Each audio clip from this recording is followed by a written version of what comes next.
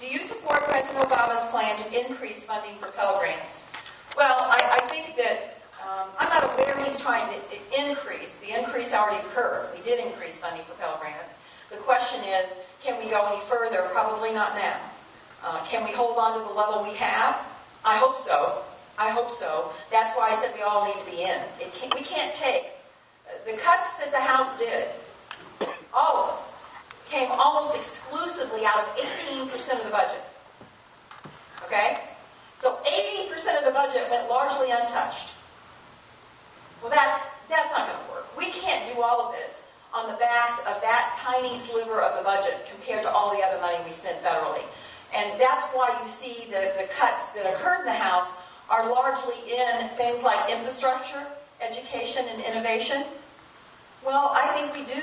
We can't quit investing in education in this country. That's a surefire way for us to end up at the bottom of the heap. So we've got to make sure we get our priorities straight, and I think that this notion that the Pentagon is off the table is and believe me, I'm on the Armed Services Committee. I've worked very hard for veterans since I've been a senator. I have traveled to both Iraq and Afghanistan as a member of the Armed Services Committee and as a chairman of the contracting committee on contracting oversight. And that's why I know firsthand there's money we can save. I mean, there is huge amounts of money that walked away in corruption and waste in Iraq through contracting.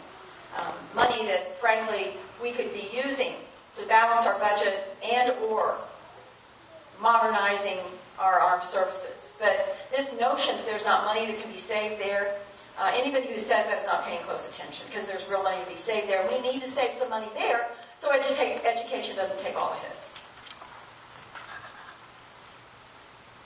By the way, on Pell Grants, too, we need to make sure, I don't know about you guys, but I have a tendency to, especially late at night on the weekends, I probably stay up watching too much trash TV. Don't ask me what I watch. A lot of HGTV, and obviously too much Food Channel, right? But I saw an ad where somebody wanted to make you a culinary 5-star chef online.